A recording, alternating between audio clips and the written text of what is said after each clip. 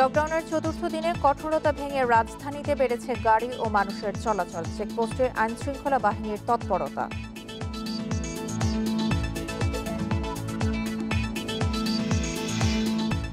রাজধানীতে ভর্তি করোনা রোগীদের অধিকাংশই ঢাকার বাইরের। প্রতিটি হাসপাতালে আইসিইউ এর তীব্র সংকট।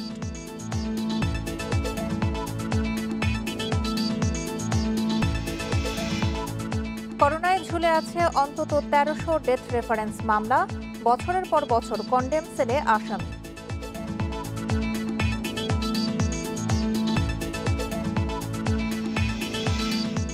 করোনা ঝুঁকি ও লকডাউনের মধ্যেই বুধবার সিলেট ৩ আসনে উপনির্বাচন। চূড়ান্ত প্রচারণায় প্রার্থীরা।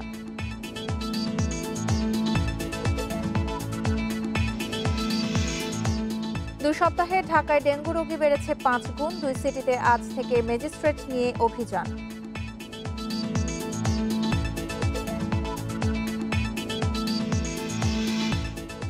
স্বাগত সকাল ৯টার ১ ঘন্টার বিরতিহীন ইন্ডিপেন্ডেন্ট সংবাদে। আপনাদের সাথে আছি সঞ্জরি মজিদ তমা। শুনছিলেন শিরোনাম, চলে যাচ্ছে পুরো খবরে। লকডাউনের চতুর্থ দিনে রাজধানীতে বেড়েছে ব্যক্তিগত গাড়ির চলাচল। ঢাকার বিভিন্ন প্রবেশমুখ ও অলিগলিতেও বেড়েছে মানুষের ভিড়। তবে নগরীর বিভিন্ন পয়েন্টে চেকপোস্টে দেখা গেছে আইনশৃঙ্খলা বাহিনীর তৎপরতা। গাবতলী সহ বিভিন্ন সড়কে ঢাকায় ফেরা মানুষের ভিড়। এদিকে যাত্রাবাড়ি, ফার্মগেট ও মিরপুরের সড়কগুলো রিকশার দখলে। প্রাইভেট কারের চলাচল গতকালের তুলনায় অনেক বেশি। বিভিন্ন এলাকায় গলিতে বেড়েছে নির্বিঘ্নে ঘোরাফেরা। কোথাও আবার অলিগলির রেস্টুরেন্টে খাবার পরিবেশন করতেও দেখা গেছে। মানা হচ্ছে না স্বাস্থ্যবিধি, উপেক্ষিত সামাজিক দূরত্ব। তবে বিধিনিষেধ বাস্তবায়নে বিভিন্ন বাহিনীর পক্ষ থেকে পরিচালনা করা হচ্ছে ভ্রাম্যমাণ আদালত। অপ্রয়োজনে বের হলেই করা হচ্ছে জরিমানা ও গ্রেপ্তার।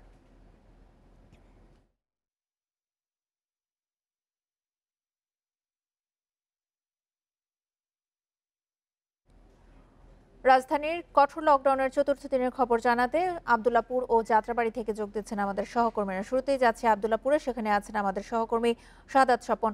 স্বপন, এই মুহূর্তে আব্দুল্লাপুরের চিত্র আপনি কেমন দেখছেন? আইন শৃঙ্খলা বাহিনীর তৎপরতা এই মুহূর্তে কেমন এবং মানুষ কতটুকু স্বাস্থ্যবিধি মেনে চলছেন সেখানে?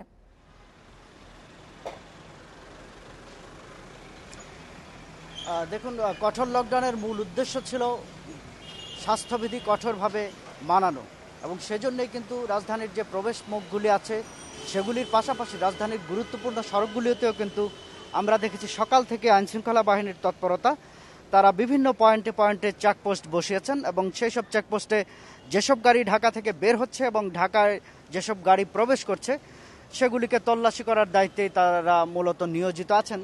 তবে আমরা বেলা বাড়ার সাথে সাথে যে বিষয়টি লক্ষ্য করছি, ঢাকা থেকে বের হওয়া এবং ঢাকার ভেতরে প্রবেশ করার গাড়ির সংখ্যা প্রাইভেট কার সহ অর্থাৎ জরুরি পরিষেবার বাইরে যেসব গাড়ি আছে, প্রাইভেট কার, মোটরসাইকেল, রিক্সা সহ বিভিন্ন ধরনের যানের সংখ্যায় কিন্তু রাস্তায় অনেক বেশি বাড়ছে বেলা বাড়ার সাথে সাথে। এবং সবচেয়ে যে বিষয়টি চোখে পড়ার মতো সেটি হচ্ছে পথচারী যারা আছে, ব্যাপক হারে পথচারীরা কিন্তু ঢাকায় প্রবেশ করছে, যারা বিভিন্ন কাজে আসছেন, বিভিন্ন বেসরকারি কোম্পানিতে বা বেসরকারি প্রতিষ্ঠানে যারা চাকরিরত আছেন। যেসব প্রতিষ্ঠান বন্ধ থাকার কথা ছিল লকডাউনের যে বিধি আছে সেই বিধি অনুযায়ী, সেসব প্রতিষ্ঠানগুলো কিন্তু খোলা আছে, এবং এজন্যই কিন্তু তারা এইভাবে মানুষের স্রোত ঢাকায় প্রবেশ করছে। এর পাশাপাশি যেসব ব্যাংক, বিমা বা অন্যান্য আর্থিক প্রতিষ্ঠান আছে সেসব তো খোলা আছে। সেসব প্রতিষ্ঠানের বাইরে বা জরুরি পরিষেবার যেসব অফিস আদালতগুলো আছে সেগুলির বাইরেও কিন্তু অনেক বেসরকারি প্রতিষ্ঠান খোলা আছে, এবং এজন্যই অনেক মানুষের স্রোত কিন্তু ঢাকায় প্রবেশ করেছে ইতিমধ্যেই। তো স্বাস্থ্যবিধি স্বাভাবিকভাবেই যেভাবে মানানোর কথা ছিল সেই কাঙ্ক্ষিত মাত্রায় কিন্তু মানানো সম্ভব হচ্ছে না, কারণ অনেক বেশি গাড়ির উপস্থিতি এবং অনেক বেশি মানুষের উপস্থিতি। সবকিছু মিলিয়ে যে সংখ্যক চেকপোস্ট বসানো হয়েছে বা যে আইনশৃঙ্খলা বাহিনীর যত সংখ্যক সদস্য নিয়োজিত আছেন তাদের পক্ষে পুরো যে মানুষের স্রোত এবং যে গাড়ির সংখ্যা সবগুলোকে কিন্তু নিয়ন্ত্রণ করা আসলে সম্ভব নয়। তারপরেও তারা তাদের সাধ্য অনুযায়ী চেষ্টা করে যাচ্ছেন, এবং আমরা দেখেছি যে যারা পথচারী আছেন তাদেরকে কাউকে জিজ্ঞাসাও করা হচ্ছে যে তারা কী উদ্দেশ্যে যাচ্ছেন। বেশিরভাগ ক্ষেত্রেই কিন্তু মানুষ দেখাচ্ছে তাদের হসপিটালে যাচ্ছে বা এই ধরনের, বা কেউ তাদের চাকরির কথা বলছেন, তাদের আইডি কার্ড প্রদর্শন করছেন। এভাবে কিন্তু তারা যে চেকপোস্টগুলি আছে সেই চেকপোস্টগুলি থেকে তারা এক প্রকার নিষ্কৃতি পাচ্ছেন, কেউ চেকপোস্টের ফাঁক গলে চলে যাচ্ছেন, কারণ এত মানুষের স্রোত যে সবাইকে ব্যক্তিগতভাবে সবাইকে চেক করা কিন্তু কোনোভাবেই সম্ভব নয়। যদি সেই চেক করতে হয় তাহলে যে চেকপোস্টগুলি আছে, যে পয়েন্টগুলি আছে, সে পয়েন্টে কিন্তু অনেক মানুষের ভিড় জমে যাবে। পাশাপাশি গাড়ির যে প্রতিটি গাড়িকে যদি চেক করা হয় সেক্ষেত্রে সেখানেও কিন্তু দীর্ঘ যানজটের সৃষ্টি হবে। অর্থাৎ আমি যে জায়গায় আছি তুরাগ নদীর তীরে, এখান থেকে যদি চেকপোস্টে যদি প্রতিটি গাড়িকে চেক করা হয় সেক্ষেত্রে কয়েক কিলোমিটার কিন্তু সেই যানজট সৃষ্টি হতে পারে। সব কিছু মিলিয়ে বলা যায় যে আইনশৃঙ্খলা বাহিনীর পক্ষে যতটুকু সম্ভব তারা করে যাচ্ছেন, তবে তাদের দায়িত্ব পালনের ক্ষেত্রে অনেক ক্ষেত্রেই শিথিলতার বিষয়টি লক্ষ্য করা যাচ্ছে। বিশেষ করে গণমাধ্যমের কর্মীরা যখন উপস্থিত হয় কোনো চেকপোস্টে, তখন কিন্তু তাদের যে কর্মতৎপরতা থাকে, গণমাধ্যম কর্মীরা যখন চলে যান অর্থাৎ ক্যামেরা যখন অফ থাকে, তখন কিন্তু তৎপরতা সেই মাত্রায় লক্ষ্য করা যায় না। এটিও কিন্তু একটি বাস্তবতা। অর্থাৎ সবকিছু মিলিয়ে মানুষের মাঝেও লকডাউনকে স্বপন, আপনি আমাদের সঙ্গে থাকুন। এবার আমরা যাত্রাবাড়ি থেকে জানবো সহকর্মী খালেদ রায়হানের কাছ থেকে। রায়হান, যাত্রাবাড়িতে এই মুহূর্তে মানুষের ভিড় কেমন দেখছেন? আপনি এর আগে বলেছিলেন যে সেখানে অনেক মানুষের ভিড় দেখা যাচ্ছে এবং আইনশৃঙ্খলা বাহিনীর তৎপরতা নেই বললেই চলে। এখন সেখানকার পরিস্থিতি কেমন দেখছেন এবং যারা জরুরি প্রয়োজনে বের হয়েছে তারা কি ঠিকমতো স্বাস্থ্যবিধি মেনে চলছেন কিনা? দেখুন, জরুরি প্রয়োজন বলতে যে নির্দেশনাগুলো সরকারের পক্ষ থেকে দেওয়া হয়েছিল, আমরা কিন্তু বাস্তবে সেটা দেখতে পাচ্ছি না। বরং অনেকেই কিন্তু বেসরকারি প্রতিষ্ঠান খোলা থাকার কারণে বাধ্য হয়েই তারা যাচ্ছেন। সহকর্মী স্বপন যেমনটি বলছিলেন যে বেলা বাড়ার সাথে সাথে মানুষের চাপ বেড়েছে, ঠিক এখানকার অবস্থাও একই রকম। এখানেও কিন্তু বেলা বাড়ার সাথে সাথে মানুষের চাপ বেড়েছে।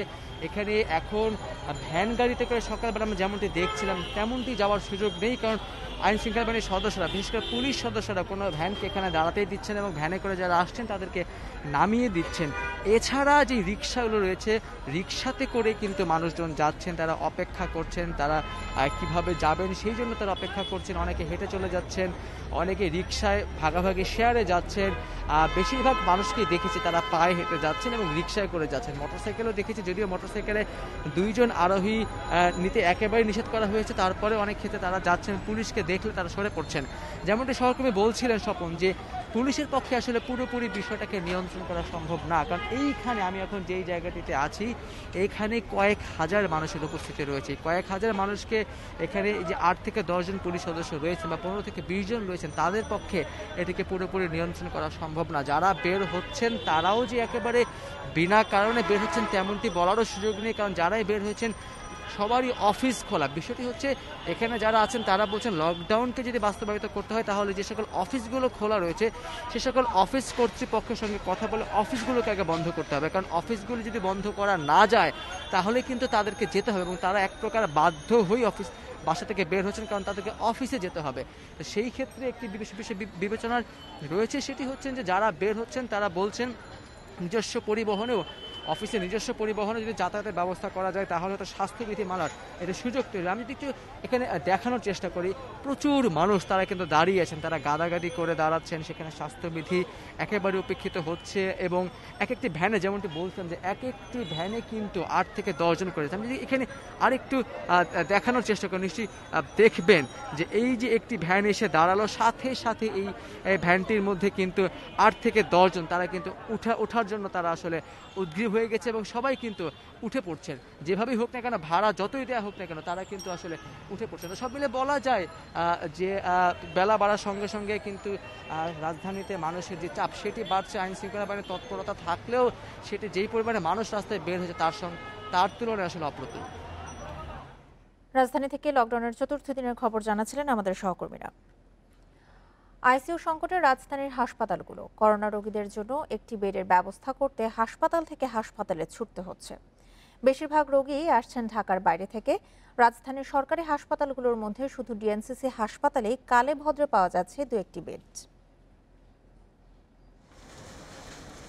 করোনা আক্রান্ত স্বামী রইস উদ্দিনকে নিয়ে টাঙ্গাইল থেকে মহাখালীর ডিএনসিসি হাসপাতালে আফরোজা। রইসের অক্সিজেন স্যাচুরেশন 65, তীব্র শ্বাসকষ্ট থাকায় তার প্রয়োজন আইসিইউ।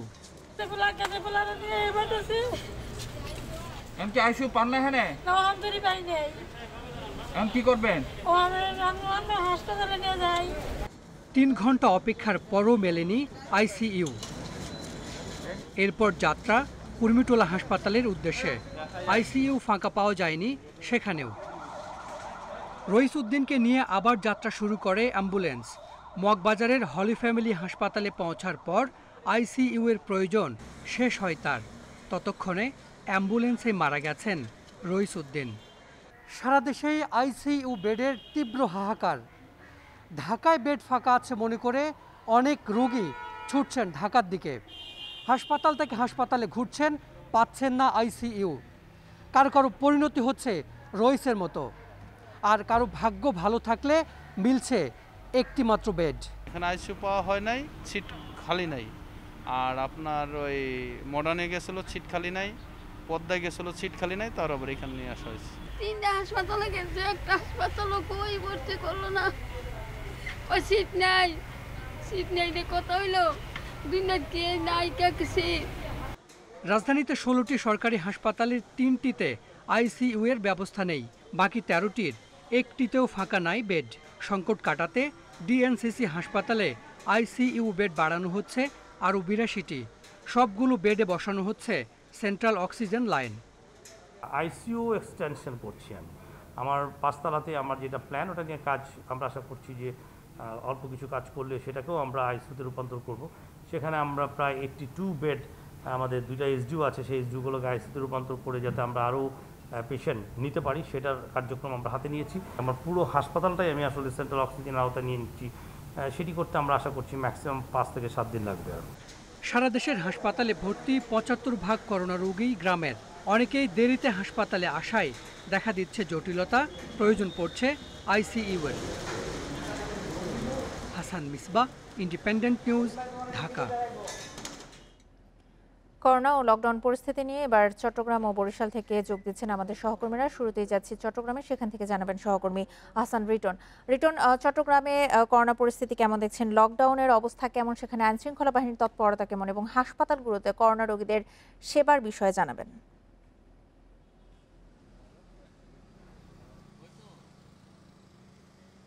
দেখুন, আজকে আসলে 4র্থ দিনের মতো লকডাউন চলছে। যে কঠোর লকডাউনের কথা বলা হচ্ছিল সেটি চলছে। আপনি আমার ঠিক পেছনটা যদি দেখেন, এখানে আসলে আমরা গত 3 দিন ধরে যতটা শুনশান নীরবতা দেখেছিলাম প্রতিটি সড়কে, আজকে তার ব্যত্যয় ঘুরতে শুরু করেছে। আপনি জানান যে ইতিমধ্যে আসলে অনেকগুলো অফিস আদালত খোলা আছে এবং সেই কারণে অফিসগামী লোকজন তাদের যে করোনার কারণে যে ঘোষিত যে লকডাউন, সেটিকে তারা আসলে ভেঙে পুলিশের চোখে ফাঁকি দিয়ে নানাভাবে তারা আসলে তাদের গন্তব্যে যাওয়ার চেষ্টা করছেন। আমরা দেখছি রিকশায় একজন করে করার থাকলেও সেক্ষেত্রে আসলে 2জনও ক্ষেত্র বিশেষে চলাফেরা করছে। সেক্ষেত্রে আসলে পাশাপাশি অনেকগুলো ব্যক্তিগত গাড়িও আমরা দেখছি, যেগুলোকে পুলিশ থামিয়ে তাদের গন্তব্য কোথায় এবং কী কারণে তারা বেরিয়েছেন সেই বিষয়গুলো জানার চেষ্টা করছে।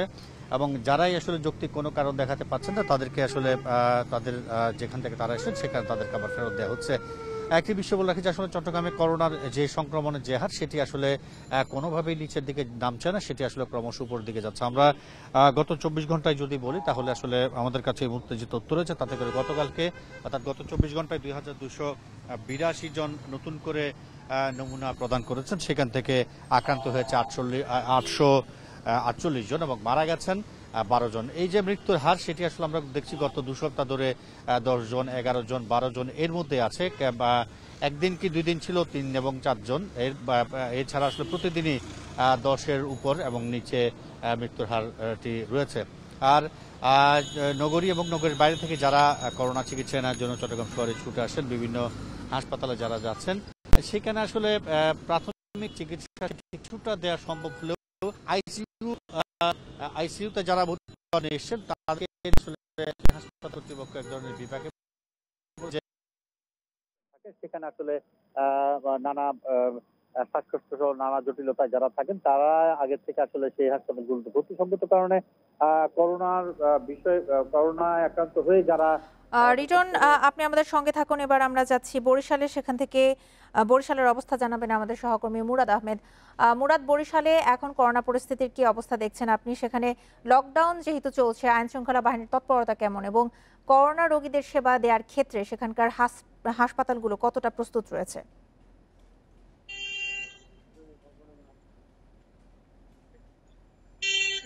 দেখুন, আপনি তিনটি প্রশ্ন করেছেন, তিনটি প্রশ্ন হতাশাজনক এবং দুঃসংবাদের বহন।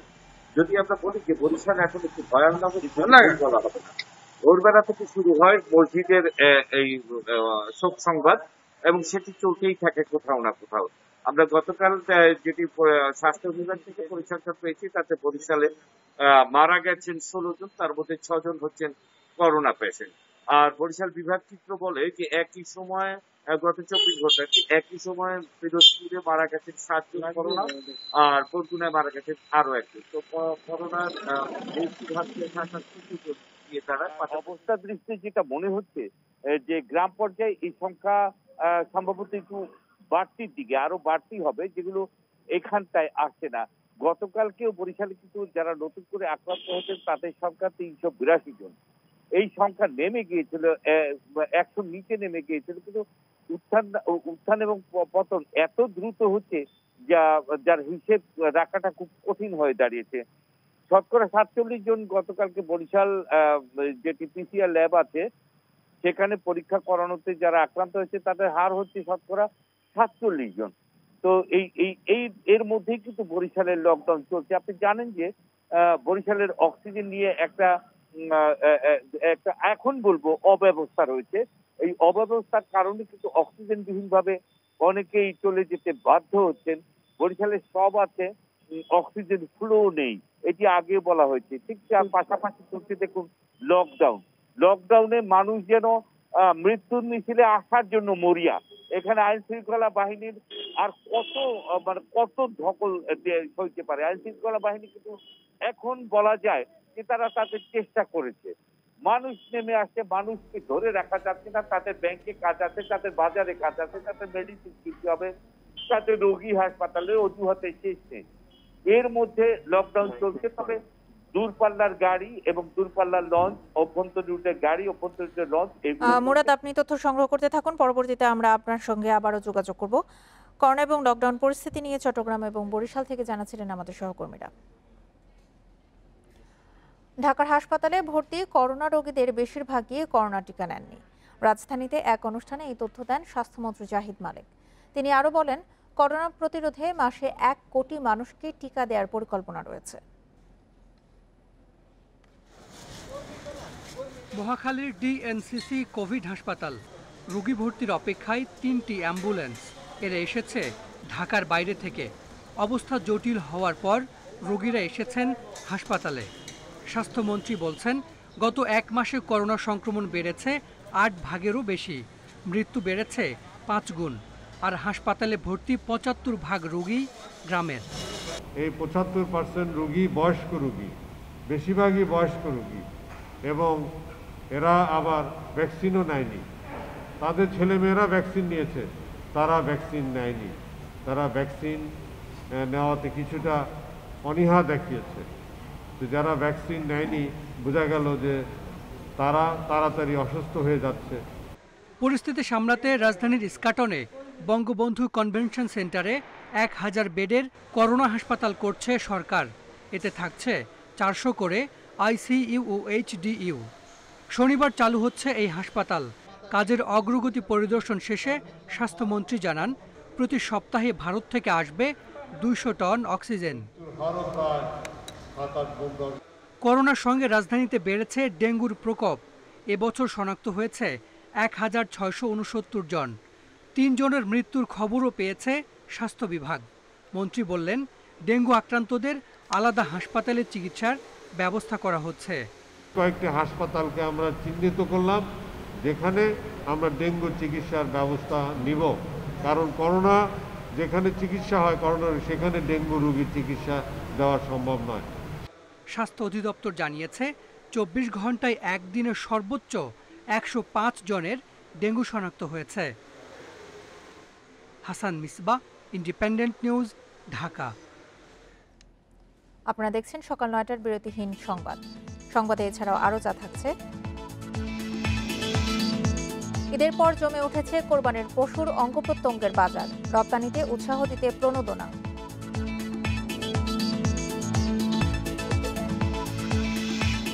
বাড়ির উঠানে সুন্দরবনের ম্যানগ্রোভ উদ্ভিদের চাষ। চট্টগ্রাম বিশ্ববিদ্যালয়েও বাগান করার উদ্যোগ।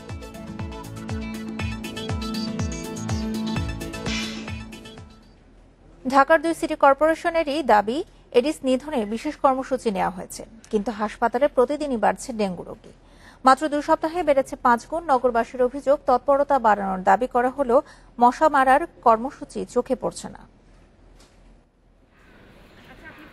9 জুলাই এডিস নিধনে বিশেষ কর্মসূচি নেয় ঢাকা দক্ষিণ সিটি কর্পোরেশন। সেদিন ঢাকায় ডেঙ্গু আক্রান্ত হন 24 জন, আর উত্তর সিটি চিরুনি অভিযান শুরু করে 10 জুলাই। সেদিন ডেঙ্গু রোগী শনাক্ত হয় 48 জন। টানা অভিযান চালানোর পরও ঢাকায় ডেঙ্গু পরিস্থিতির অবনতি হচ্ছে। 2 সপ্তাহ আগে ঢাকা দক্ষিণে ডেঙ্গুর হটস্পট ছিল মুগদা, বাসাবো ও খিলগাঁও। এতদিনে এটি ছড়িয়েছে মতিঝিল, গ্যান্ডারিয়া সহ বেশ কিছু এলাকায়।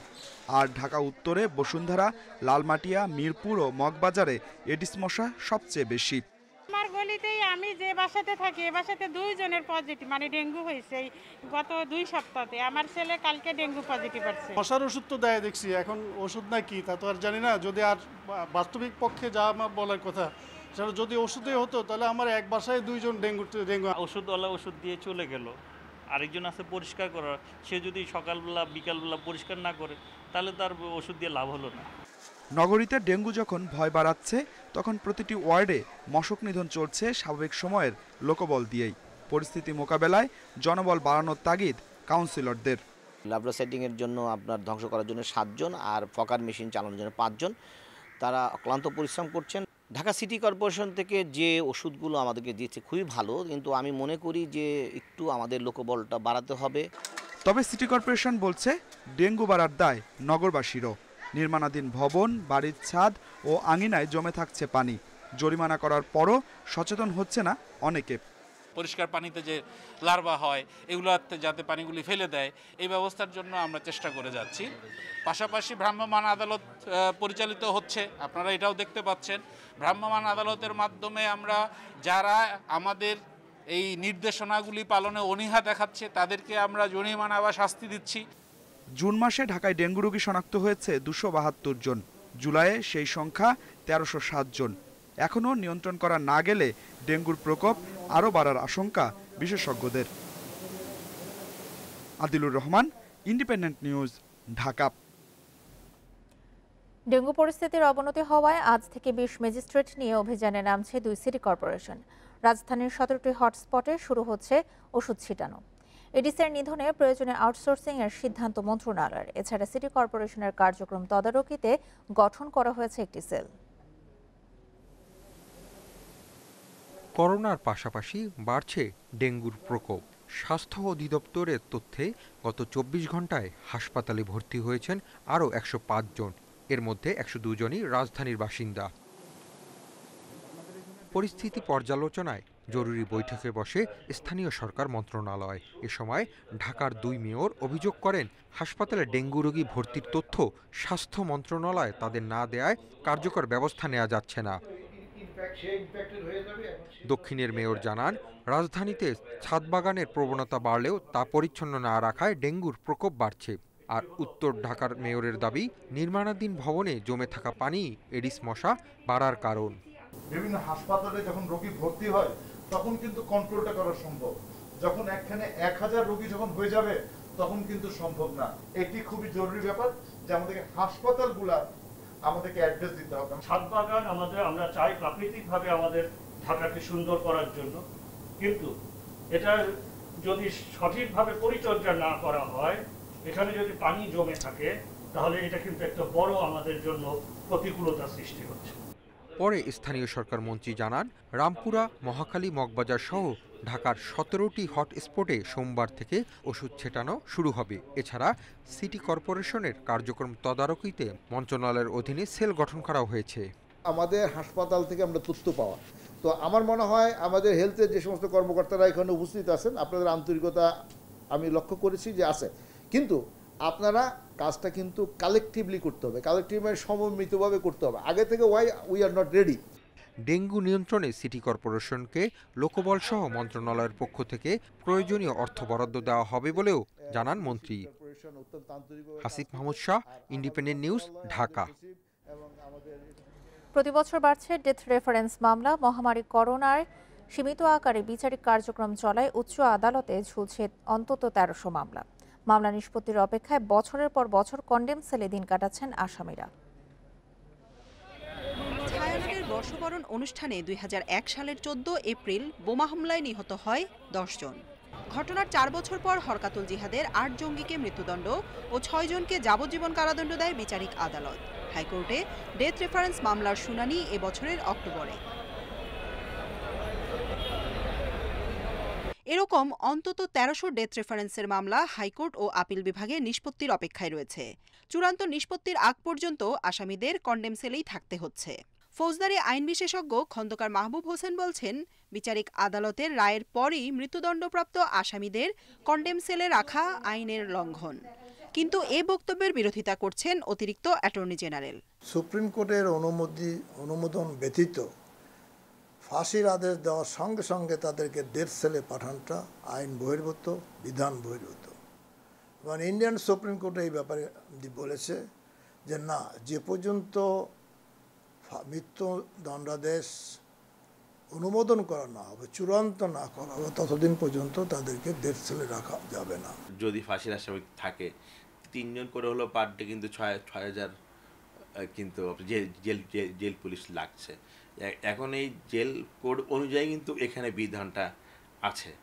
আর অপরাধ বিজ্ঞানীরা বলছেন, আর্থিক দিক থেকেও মৃত্যুদণ্ডের মামলা বেশি ব্যয়বহুল। তাই কারাগারে সংশোধন কেন্দ্র তৈরিতে আরও উদ্যোগী হতে হবে, কারণ মৃত্যুদণ্ড অপরাধ দমনে সহায়ক নয়। যে অপরাধের ক্ষেত্রে একজন অপরাধীর রিফর্মের সুযোগ থাকে, সংশোধনের সুযোগ থাকে, সেই জায়গাটি যাতে ওপেন করা যায়। কারণ একবার যদি কাউকে মৃত্যুদণ্ড দিয়ে দেওয়া হয় তাহলে কিন্তু সে আসলে কোনো সংশোধনের সুযোগ পাচ্ছে না, এবং সেটা যদি কোনো ভুলভাবে দেওয়া হয় তাহলে কিন্তু সেটা জীবন ফিরে পাচ্ছে না। আপিল বিভাগে এখন 2000 সালের মৃত্যুদণ্ডের মামলা নিষ্পত্তি চলছে, অথচ দেশের কারাগারগুলোতে এখন 2003 জন ফাঁসির আসামি রয়েছে, যাদের মধ্যে 54 জন নারী। জান্নাতুল ফেরদাউস তানভি, ইন্ডিপেন্ডেন্ট নিউজ, ঢাকা। কোনো অনুমতি ছাড়াই গুলশান লেকে বাঁধ দিয়ে মাছ চাষ করছে কয়েকজন প্রভাবশালী। তাদের দাবি, মশার লার্ভা ধ্বংস করতে এই উদ্যোগ। তবে গুলশান সোসাইটির অভিযোগ, মশা নিধনের অজুহাতে লেক দখলের পাঁয়তারা চলছে। একে অবৈধ বলছে রাজুকো। রাজধানীর গুলশানের 29 ও 30 নম্বর লেকের পাশের ওয়াকওয়ের ছবি এটি। আদালতের নিষেধাজ্ঞায় আটকে আছে উন্নয়ন কাজ। সেই সুযোগে ময়লা আবর্জনা ও বর্জ্য ফেলে ভরাট করা হচ্ছে লেক। আপনার বাপদাদার সম্পত্তি হলে দাগ নাম্বার থাকে, এখানে কোনো দাগ নাম্বার কোনো আছে? সরকারি জায়গা, এগুলি নদীর জায়গা। আরও 14 বছর আগে ভোগ দখল, 14 বছর আগে জায়গা তো ভাঙা আছিল। লেকের পানিতে এডিস মশার লার্ভা থাকার অজুহাতে লকডাউনের মধ্যেই বাঁধ দিয়ে শুরু হয়েছে মাছ চাষ। গুলশান সোসাইটির অভিযোগ, রাজুকের সঙ্গে লেক ব্যবস্থাপনার চুক্তি থাকলেও তাদের না জানিয়ে দখলের চেষ্টা করছে প্রভাবশালীরা।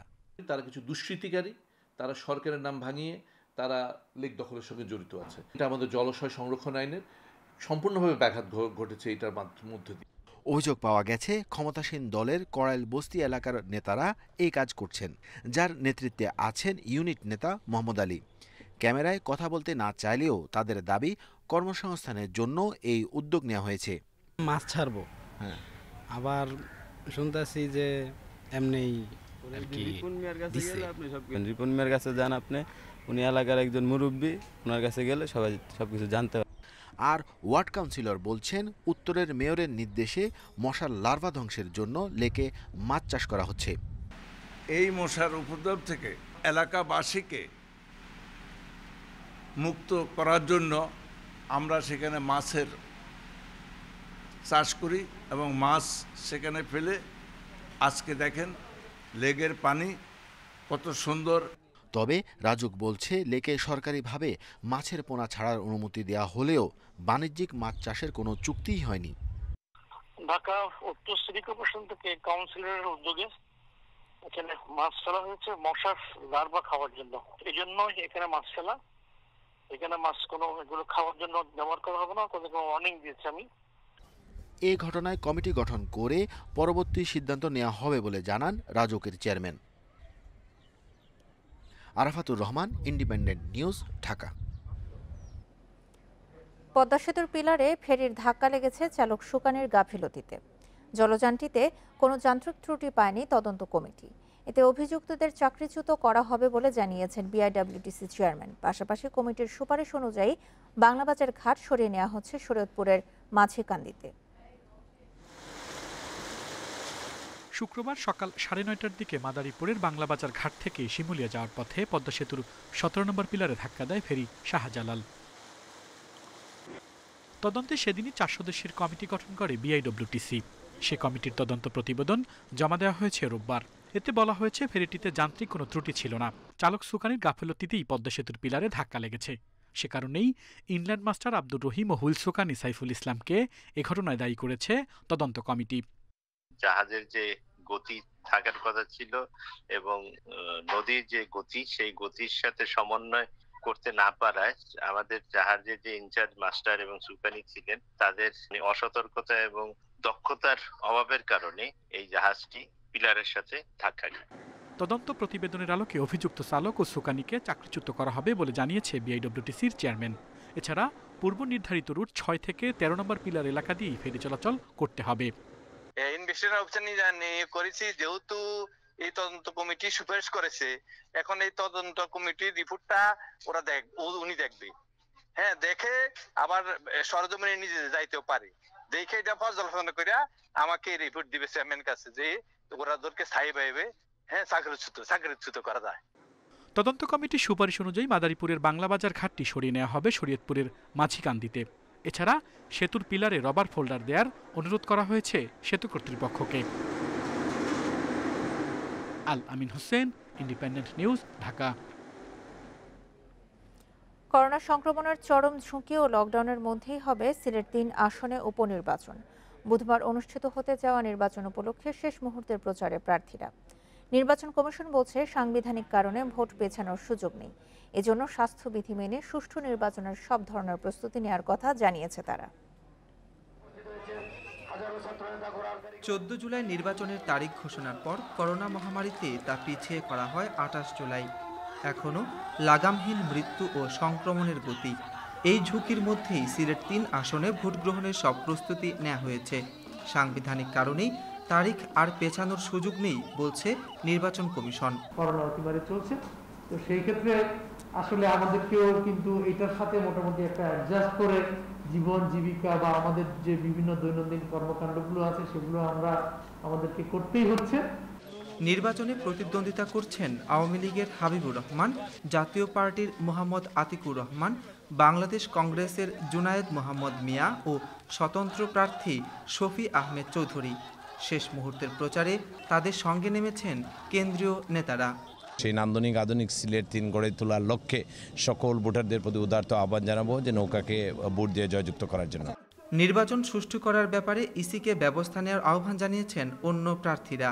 আমার মনে হয় না যে এইখানের মধ্যে কোনো কারচুপি হবে ফেয়ার ইলেকশন, সেই জন্য আমি আশা করে নামছি। বিভিন্নভাবে আমাদেরকে ভয়ভীতি দেখানো হচ্ছে, এইগুলো অবিলম্বে বন্ধ করে 28 জুলাই যাতে একটা সুষ্ঠু অবাধ নির্বাচন হয়। নির্বাচনে রিটার্নিং কর্মকর্তার দায়িত্ব পালন করছেন জেলা প্রশাসক। গ্রহণযোগ্য নির্বাচনের সব প্রস্তুতির কথা জানিয়েছেন প্রধান নির্বাচন কমিশনার। ভালো প্রস্তুতি তারা নিয়েছেন। একটা কনস্টিটিউয়েন্সি নির্বাচন পরিচালনার ক্ষেত্রে তারা কোনো অসুবিধার মধ্যে নেই আমাদের জানিয়েছেন এবং আমরাও খুশি হয়েছি তাদের প্রস্তুতি দেখে। দক্ষিণ সুরমা, ফেঞ্চুগঞ্জ ও বালাগঞ্জ নিয়ে সিলেট 3 আসন, মোট ভোটার 3.5 লাখ। 28 জুলাই 149টি কেন্দ্রে ভোট হবে ইভিএমে। মাধব কর্মকার, ইন্ডিপেন্ডেন্ট নিউজ, সিলেট। গরু মহিষের হাড়, শিং সহ অন্যান্য অঙ্গ প্রত্যঙ্গের রয়েছে আলাদা অর্থনৈতিক গুরুত্ব। উচ্ছিষ্ট এসব অংশই রপ্তানি হচ্ছে জাপান, চীন ও কোরিয়া সহ অনেক দেশে। এদের পর জমজমাট হয়ে উঠেছে এই বাজার। রপ্তানি উৎসাহিত করতে প্রণোদনা দিচ্ছে সরকারও। হাড্ডিপট্টি নামেই পরিচিত রাজধানীর হাজারীবাগের বেড়িবাঁধ সংলগ্ন এই এলাকা। এখানে চলে আবর্জনা হিসেবে ফেলে দেওয়া গরু, মহিষ, ছাগলের হাড়, শিং, অন্ডকোষ, চর্বির বেচাকেনা। সারা বছর কম বেশি চললেও কোরবানি ঈদের সময় জমজমাট এই ব্যবসা। বিভিন্ন এলাকায় বর্জ্য হিসেবে ফেলে দেওয়া পশুর বিভিন্ন অঙ্গ বিক্রির জন্য এখানে নিয়ে আসে কসাই, পথশিশু, পরিচ্ছন্ন কর্মী ও ফেরিওয়ালা। প্রতি কেজি হাড় বিক্রি হয় 8 থেকে 10 টাকা কেজিতে। অন্ডকোষ 20 থেকে 35 টাকা, পাকস্থলী 120 টাকা, শিং 100 টাকা পিস। হাড্ডির চাহিদা আছে, তো শিংয়ের চাহিদাগুলো এখন কমে গেছে গত বছরের থেকে। এগুলা প্রসেসর চট্টগ্রাম, আশুলিয়া, আপনার এখানে কেরানীগঞ্জ আছে, মানে 3টা ফ্যাক্টরি আছে। সব জায়গা থেকে ওনারা নিয়ে ওনাদের ফ্যাক্টরিতে কাজ করবে, এখন নিয়ে ফ্রিজ আপ করব। ব্যবসায়ীরা জানিয়েছেন ওষুধ ও মেলামাইনের তৈজসপত্র শিল্পে চাহিদা আছে পশুর হাড়ের।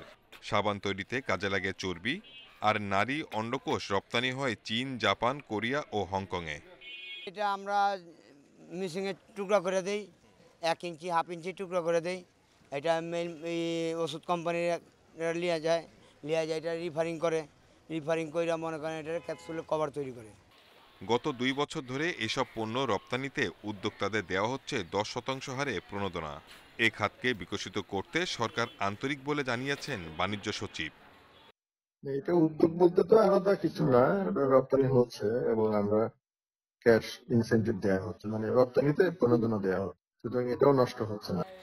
রপ্তানি উন্নয়ন ব্যুরোর তথ্য অনুযায়ী গত বছর 185 কোটি টাকার পশুর হাড়, নারী অন্ডকোষ রপ্তানি হয়েছে বিভিন্ন দেশে। Shahid Ahmed, Independent News, Dhaka. পানি বাড়ায় দেখা দিয়েছে যমুনার ভাঙন। এরই মধ্যে গৃহহীন হয়েছে টাঙ্গাইলের 2 শতাধিক পরিবার। নদীগর্ভে চলে গেছে ফসলের জমি সহ নানা স্থাপনা। ভাঙন ঠেকাতে দাবি উঠেছে স্থায়ী বাঁধ নির্মাণের। এদিকে পুরাতন ব্রহ্মপুত্রের ভাঙনে ক্ষতিগ্রস্ত শেরপুর সদরের চরাঞ্চলের 6টি গ্রাম। আগে 3 বার যমুনার ভাঙনে ভিটেমাটি হারিয়েছেন টাঙ্গাইল সদরের চরপৌলি গ্রামের আব্দুল মোতালেব। আবারও ভাঙনের মুখে তার বাড়ি। বৃদ্ধ বয়স আর অসুস্থতার মধ্যে এই পরিস্থিতি কিভাবে সামলাবেন তা ভেবে পাচ্ছেন না তিনি। আর একখণ্ড জায়গাও নেই বাড়ি করার মতো। বাড়ি এই তো আন কোনে নমো আন ভাঙ্গে জড়ো করে থুই তাবাতে আল্লাহ কোনে নেবার দিব, এমন ঠিক হয় নাই। আব্দুল মোতালেবের মতো বিপদে টাঙ্গাইল সদর উপজেলার হুগরা, মাহমুদনগর, কালিহাতী উপজেলার বেলটিয়াবাড়ি ও নাগরপুর উপজেলার সলিমাবাদ এলাকার বাসিন্দারা। ভাঙন কবলিতরা বলছেন ক্ষতির মুখে পড়তে হচ্ছে প্রতি বছরই। যমুনার পারে স্থায়ী বাঁধ নির্মাণের দাবি তাদের। কিচ্ছুই নাই, আশেপাশে এই যে ফের নদীর কাছে রয়েছি, 6 ভাঙার মুখামুখিতে পড়ছি। আবার 27 বছর হলো বিয়ে হয়েছে, 8টো ভাঙুরে দিছি, এইবার 9 দইব। কিভাবে ভবিষ্যতে এই বাঁধটাকে স্থায়ী বাঁধ হিসাবে রূপান্তরিত করা যায়, এটা আমি একজন চেয়ারম্যান হিসাবে আমার ইউনিয়নবাসীর পক্ষ থেকে জননেত্রী শেখ হাসিনা সরকারের কাছে দাবি জানাচ্ছি। পানি উন্নয়ন বোর্ড জানিয়েছে ভাঙন ঠেকাতে গুরুত্বপূর্ণ জায়গাগুলোতে জিও ব্যাগ ফেলা হচ্ছে, আর স্থায়ী বাঁধ নির্মাণে কিছুটা সময় দরকার। চরপৌলি অংশটাতে যে প্রজেক্ট আছে এটা হইতে একটা সময় লাগবে, চরপৌলি এবং নাগরপুর। আর সদরের যেটা ওই যে মাহমুদনগর ইউনিয়নের পুকুরিয়া এলাকাটাতে কাজ শুরু হবে সহসাই। পুরাতন ব্রহ্মপুত্রের তীব্র ভাঙন দেখছে শেরপুর সদর উপজেলার মানুষ। প্রতিদিনই বিলীন হচ্ছে আবাদি জমি, লোকালয়ের স্থাপনা। এই নদীটা ভাঙে আমাদের গ্রামের নিকটবর্তী এসে গেছে এবং কিছু ঘরবাড়ি ভাঙে চলে গেছে। চেয়ারম্যান আসে না, একটা আইন দেয় না, বাসের একটা বেরিবাদও নাই। দুর্গত এলাকা পরিদর্শন করে দ্রুত ব্যবস্থা নেওয়ার কথা জানিয়েছেন জেলা প্রশাসক। অ্যানালিসিস করে ওনারা প্রকল্প তৈরি করবেন। আমাদের স্থানীয় এমপি মহোদয়ের সুপারিশ নিয়ে প্রকল্প আমরা প্রেরণ করব। আশা করি এই ভাঙন মোকাবেলায় আমরা সক্ষম হব। ভাঙনের মুখে এরই মধ্যে বাড়িঘর অন্য জায়গায় সরিয়ে নিয়েছেন চরাঞ্চলের 6টি গ্রামের অনেকে। Mamunur Rashid, independent news desk. সমুদ্র উপকূলে লবণাক্ত মাটিতে নয়, বাড়ির উঠানেই সুন্দরবনের ম্যানগ্রোভ প্রজাতির উদ্ভিদ লাগিয়ে দিয়েছেন চট্টগ্রামের এক বৃক্ষপ্রেমী। 3 বছরের নিরলস চেষ্টায় 9 প্রজাতির ম্যানগ্রোভ উদ্ভিদের এই বাগান গড়ে তুলেছেন তিনি। শখের বশে করা এই উদ্যোগকে স্বাগত জানিয়েছেন উদ্ভিদ বিশেষজ্ঞরা। ম্যানগ্রোভ প্রজাতির উদ্ভিদ লবণাক্ত পানিতে, বিশেষ করে সমুদ্র উপকূলে জন্মায়। জোয়ারের পানিতে প্রতিদিন 2 বার এসব উদ্ভিদের শিকড় প্লাবিত হয় বলে এদের গড়নও ভিন্ন। সুন্দরবনের বিভিন্ন এলাকা থেকে এনে নিজের বাড়িতে এসব প্রজাতির উদ্ভিদের বাগান করেছেন বিক্ষোভপ্রেমী সৈয়দ মোহাম্মদ মাইনুন আনোয়ার। এটা আমার একটা উদ্দেশ্য ছিল যে সুন্দরবন সম্বন্ধে যদি আমি মানুষকে সচেতন করতে পারি এবং আমাদের ছাত্রছাত্রী এবং বিশ্ববিদ্যালয়ের ছাত্রছাত্রী যারা আছে, স্কুল কলেজ ছাত্রছাত্রীরা যারা আছে, তাদেরকে যদি সুন্দরবনের গাছের সাথে পরিচয় করিয়ে দিতে পারি, তাহলে সুন্দরবনের প্রতি একটা ভালোবাসা তৈরি হবে। সুন্দরবন রক্ষার ব্যাপারে আমরা সবাই সম্মিলিতভাবে চিন্তা করতে পারবো। এই উদ্যোগকে মডেল হিসেবে নিয়ে চট্টগ্রাম বিশ্ববিদ্যালয়ের উদ্ভিদ উদ্যানে ম্যানগ্রোভ কর্নার করার কথা জানিয়েছে কর্তৃপক্ষ। উনি একটি সফলভাবে এই ধরনের একটা কর্নার সৃষ্টি করতে সক্ষম হয়েছেন ওনার বাড়িতে। ওনার সহযোগিতায় আশা করছি আমরা অতি শীঘ্রই একটি এই ধরনের ম্যানগ্রোভ ফরেস্টের একটা মডেল আমরা বটানিক্যাল গার্ডেনে তৈরি করতে পারবো, যার মাধ্যমে আমরা ছাত্রছাত্রীদেরকে বাস্তবভিত্তিক ম্যানগ্রোভ ফরেস্ট সম্পর্কে ধারণা দিতে পারবো। ব্যক্তিগত উদ্যোগে এই ধরনের বাগানকে ব্যতিক্রমী বলছেন বিশেষজ্ঞরা। তবে ম্যানগ্রোভ নিয়ে গবেষণার জন্য উপকূলের বনই উপযুক্ত বলে জানান তারা। ম্যানগ্রোভ স্পিসিস নিয়ে গবেষণা করতে হলে ম্যানগ্রোভ হ্যাবিটেটই তার সঠিক স্থান এবং সেখানে রেখে আমাদের গবেষণা করতে হবে। তবে কেউ নিজস্ব উদ্যোগে বা কৌতূহলবশত গাছ লাগাতে পারে, আর কেউ যদি ব্যক্তিগতভাবে করে সেটা আমি অ্যাপ্রিসিয়েট করি, তাকে ধন্যবাদ জানাই। চট্টগ্রামের মিরসরাই, সীতাকুণ্ড, বাঁশখালী ও আনোয়ারা উপকূলে রয়েছে বিস্তৃত ম্যানগ্রোভ বন। নানা কারণে হুমকির মুখে পড়েছে এই সবুজ বেষ্টনী। অনুপম শীল, ইন্ডিপেন্ডেন্ট নিউজ, চট্টগ্রাম। করোনা আক্রান্ত হয়ে যুক্তরাষ্ট্রে 24 ঘন্টায় 49 জনের মৃত্যু হয়েছে। মহামারী শুরুর পর এটি দেশটিতে একদিনের সর্বনিম্ন মৃত্যুর ঘটনা। এদিকে বিশ্বে করোনায় একদিনে মারা গেছে 6,853 জন। নতুন আক্রান্ত 4,26,000-এর বেশি। এর মধ্যে সর্বোচ্চ প্রাণহানি ইন্দোনেশিয়ায় 1,266 জন। এছাড়া ব্রাজিলে একদিনে মারা গেছে 500 জন। এ নিয়ে দেশটিতে মোট প্রাণহানি ছাড়ালো 5.5 লাখ। ভারতে একদিনে 411 জনের মৃত্যু হয়েছে এবং 38,153 জন নতুন রোগী শনাক্ত হয়েছে। ফ্রান্সের বিভিন্ন অঞ্চলে বিশেষ কোভিড পাসের উপর গুরুত্ব দেওয়া হচ্ছে। এদিকে 6 আগস্ট থেকে ইতালিতে গ্রিন পাস ব্যবহার করে চলাফেরার বিরুদ্ধে বিক্ষোভ করেছে সেখানকার নাগরিকেরা। এ পর্যন্ত বিশ্ব করোনায় মোট প্রাণহানি 41,74,000-এর বেশি। শনাক্ত ছাড়িয়েছে 19,47 লাখ।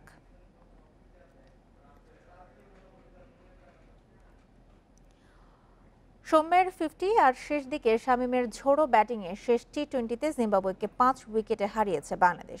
প্রথমবার কোনো সফরের 3টি ফরম্যাটেই সিরিজ জিতল টাইগাররা। আগে ব্যাট করে 193 রান তোলে জিম্বাবুয়ে। সৌম্য, রিয়াদ, শামীমের ব্যাটে 4 বল আগে লক্ষ্যে পৌঁছে যায় বাংলাদেশ। ম্যাচ ও সিরিজ সেরা হয়েছেন সৌম্য সরকার। বড় রান তাড়া করে জয়ের রেকর্ড খুব একটা ভালো নয় বাংলাদেশের, যদিও একবারই সর্বোচ্চ 214 রান তাড়া করে জয় ছিল। তামিম মুশফিকের মতো সিনিয়ররা না থাকায় সিরিজ নির্ধারণী ম্যাচে 193 রান তাড়া করা নিয়ে টেনশন ছিল, কিন্তু তরুণরা সুযোগ কাজে লাগিয়েছেন। সৌম্য মাহমুদুল্লাহর পর শামীমের তাণ্ডবে জিম্বাবুয়ের বিপক্ষে টেস্ট ওয়ানডের পর টি-20 সিরিজও জিতল টাইগাররা। এই প্রথম কোনো সফরে 3 ফরম্যাটেই সিরিজ জেতার রেকর্ড গড়ল বাংলাদেশ। দিনের শুরুটা অবশ্য ভালো হয়নি। তাসকিনের 1 ওভারে মাধভিরে টানা 5-4 হাঁকিয়ে ম্যাচের মোমেন্টাম জিম্বাবুয়ের দিকে নিয়ে নেন। বোলিং পরিবর্তনও কাজে আসেনি। সাকিবকে সতর্কতার সাথে খেললেও সাইফুদ্দিন শরীফুলকে ছাড় দেননি 2 ওপেনার। পাওয়ার প্লের শেষ বলে ভয়ঙ্কর হয়ে ওঠা মারুমানিকে ফেরান সাইফুদ্দিন। বোলারদের এলোমেলো বোলিংয়ে সুযোগ কাজে লাগিয়েছেন চাকাভা মাধভিরে। 10 ওভারে 100 কোঠা ছাড়িয়েছে স্বাগতিকরা। 1 ওভারে 3 ছক্কা হাঁকিয়ে চাকাভা লজ্জায় ফেলেন একাদশে সুযোগ পাওয়া নাসুমকে। বাজে বোলিংয়ের মাঝে নাইম শামীমের প্রচেষ্টায় অসাধারণ এক ক্যাচ স্বস্তি দিয়েছে। দ্রুত ফিরেছেন রাজাও। 54 করে মাধভিরে ফেরার পর শেষটা করেন ব্রুল। তার 15 বলে 31 রানের ক্যামিওতে বাংলাদেশের বিপক্ষে সর্বোচ্চ 193 রান তোলে জিম্বাবুয়ে। টি-20 ইতিহাসে এর চেয়ে বেশি রান তাড়া করে একবারই জয় ছিল। নাইমকে হারিয়ে 50 আসলো পাওয়ার প্লেতে। সাকিব সৌম্য পরিস্থিতি বুঝে এগিয়েছেন। পরপর 2 ছক্কার পর অতি লোভে ফিরেছেন সাকিব।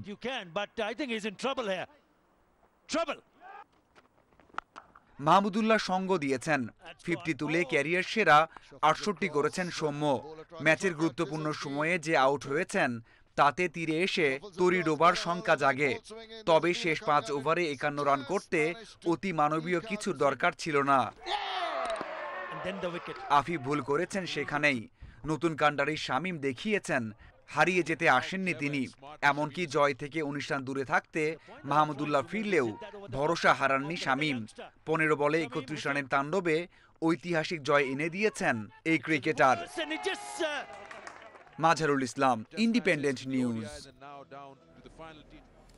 সিরিজ নির্ধারণী ম্যাচে বড় টার্গেটের চাপে জ্বলে উঠলেন সৌম্য সরকার। ক্যারিয়ার সেরা ৬৮ রানের ইনিংসে দলকে জিতিয়েছেন এই বাঁহাতি। সেই সাথে জোড়া উইকেট নিয়ে বোলিংয়েও ছিলেন নজরকাড়া। অলরাউন্ড পারফরম্যান্সে টাইগারদের সিরিজ জয়ের নায়ক সৌম্য। ওয়ানডে টেস্টে জায়গা হারিয়ে টি-20 আঁকড়ে ধরেছেন সৌম্য। সিরিজ নির্ধারণী ম্যাচে ভাগ্য সাথে ছিল তার। হাফ হার্টেড শট ফিল্ডার পর্যন্ত পৌঁছায়নি, খুঁজে নিয়েছে বাউন্ডারি।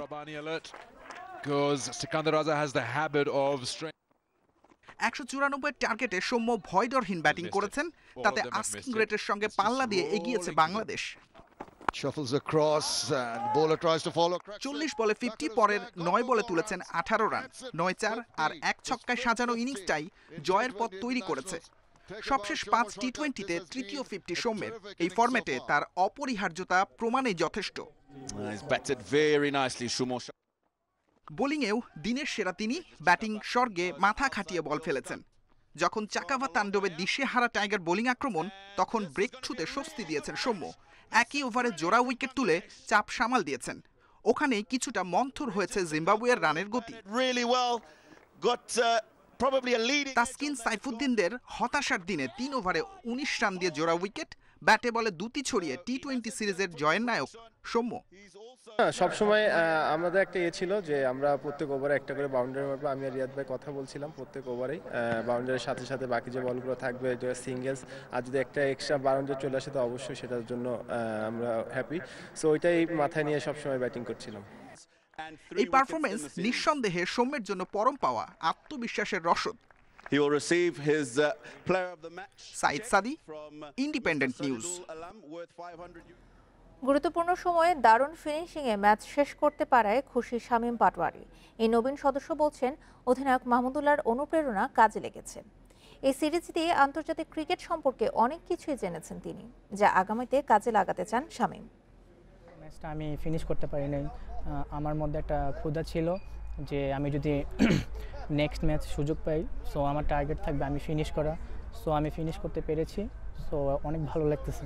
এতদিন 19 খেলেছি, ঢাকা প্রিমিয়ার লিগ খেলেছি, সো তার থেকে অনেক ডিফারেন্ট ইন্টারন্যাশনাল ক্রিকেট, যা এখানে এসে বুঝতে পেরেছি।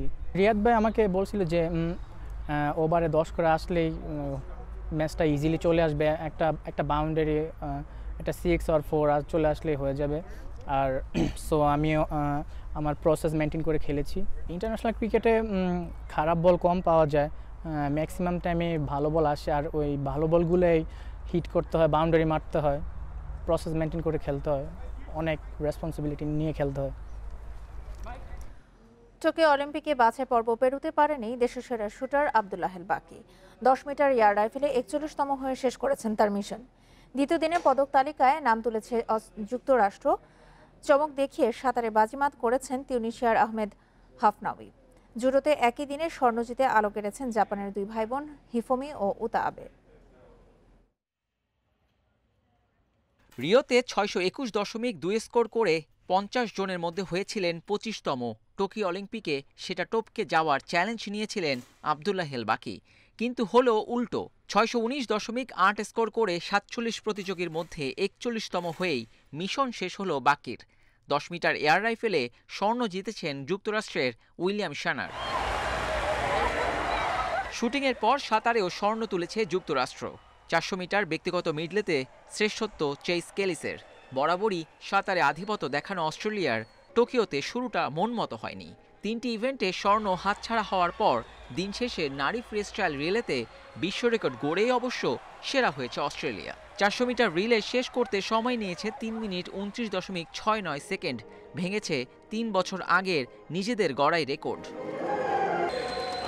তবে চমক দেখিয়েছেন তিউনিশিয়ার আহমেদ হাফনাউই। 400 মিটার ফ্রিস্টাইলে ফেভারিট অস্ট্রেলিয়ার জ্যাক ম্যাকলফলিনকে পেছনে ফেলে সবার আগে স্পর্শ করেন টাচলাইন।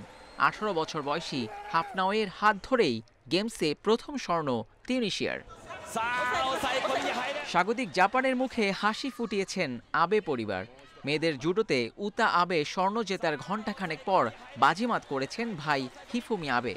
অলিম্পিক ইতিহাসে এক খেলায় একই দিনে ভাই বোনের স্বর্ণ জয়ের ঘটনা এই প্রথম।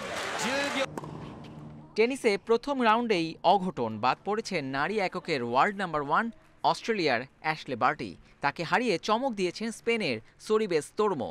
তবে স্বাগতিক নাওমি ওসাকা সহজ জয়ে শুরু করেছেন অলিম্পিক মিশন। ফুটবলে প্রথম ম্যাচের হতাশা ভুলে জয় ফিরেছে আর্জেন্টিনা। মিশরের বিপক্ষে 52 মিনিটে জয়সূচক গোলটি করেন ডিফেন্ডার মেদিনা। তবে আইভরি কোস্টের সঙ্গে হোঁচট খেয়েছে চ্যাম্পিয়ন ব্রাজিল। এদিন গোলশূন্য ড্র করেছে সেলেসাওরা। Abidur Rahman, Independent News. এবার জানাবো টোকিও অলিম্পিকের পদক তালিকার অবস্থা। 6 স্বর্ণসহ 11 পদক নিয়ে শীর্ষে চীন, 2-এ জাপান। 5 স্বর্ণ ও 1 রৌপ্য জিতেছে স্বাগতিকেরা। পরের স্থানে যুক্তরাষ্ট্র, মার্কিনদের অ্যাকাউন্টে 4 স্বর্ণ, 2 রৌপ্য ও 4টি ব্রোঞ্জ। 2 স্বর্ণ নিয়ে চতুর্থ অবস্থানে কোরিয়া। শরণার্থী শিবির 1 স্বর্ণ, 4 রৌপ্য ও 2 ব্রোঞ্জ জিতে আছে পঞ্চম স্থানে। এখন পর্যন্ত মোট 15টি দেশ জিতেছে স্বর্ণপদক।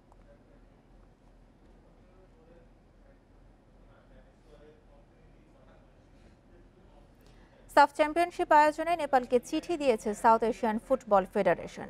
ভারত, মালদ্বীপও আগ্রহী আয়োজক হতে। তবে কোন দেশে হবে সাফ ফুটবল সেটা এখনও নিশ্চিত নয়। দক্ষিণ এশিয়ান শ্রেষ্ঠত্বের আসর হওয়ার কথা অক্টোবরের প্রথম সপ্তাহে। মুজিববর্ষে বিশেষ আয়োজন সাফ চ্যাম্পিয়নশিপ, কিন্তু বাংলাদেশে হবে না এই আয়োজন। করোনা পরিস্থিতি, ভেন্যু জটিলতা আর স্পন্সর সংকট বাধা হয়ে দাঁড়িয়েছে। আমাদের করোনা পরিস্থিতি এবং সকল কিছু মিলিয়ে, এবং যেহেতু আমরা সবাই জানি যে আমাদের বঙ্গবন্ধু জাতীয় স্টেডিয়ামে আমাদের সংস্কার কাজ আগামী মাস থেকেই, আগস্ট মাস থেকে শুরু হয়ে যাবে। আসর সরে কোথায় হবে তার নিশ্চয়তা নেই। সবশেষ বৈঠকে আগ্রহ দেখিয়েছে মালদ্বীপ ও ভারত। তবে সবশেষ খবর, আয়োজক হতে নেপাল ফুটবল অ্যাসোসিয়েশনকে চিঠি দিয়েছে সাফ কর্তৃপক্ষ। এমন সময় গণমাধ্যমে গুঞ্জন, নভেম্বরে ফিফা উইন্ডোতে 4 জাতীয় টুর্নামেন্ট আয়োজন করার পরিকল্পনা শ্রীলঙ্কার। সেই প্রস্তাবে রাজি আছে মালদ্বীপ। বাংলাদেশে কি সেই তালিকায় আছে? টুর্নামেন্টের এখন পর্যন্ত কিন্তু চূড়ান্ত কোনো কিছু বলার মতো কোনো অবস্থায় নাই। সো একটু 2-1টা দিন কাজ করি, আমাকে 2-1টা দিন পরে জিজ্ঞাসা করলে বলতে পারবো। 30 জুলাইয়ের মধ্যে সাফের আয়োজন হতে পারে কোন দেশে, তার সিদ্ধান্ত চূড়ান্ত হতে পারে, কারণ আগ্রহী 3 দেশকে তাদের প্রস্তাবনা দিতে বলেছে South Asian Football Federation. Shamim Ahmed, Independent News. এ ছিল এখনকার মতো বিরতিহীন ইন্ডিপেন্ডেন্ট সংবাদে। ইন্ডিপেন্ডেন্ট টেলিভিশনের সব খবর আরও বিস্তারিত জানতে চোখ রাখুন ফেসবুক, ইউটিউব এবং টুইটারে। ধন্যবাদ সবাইকে।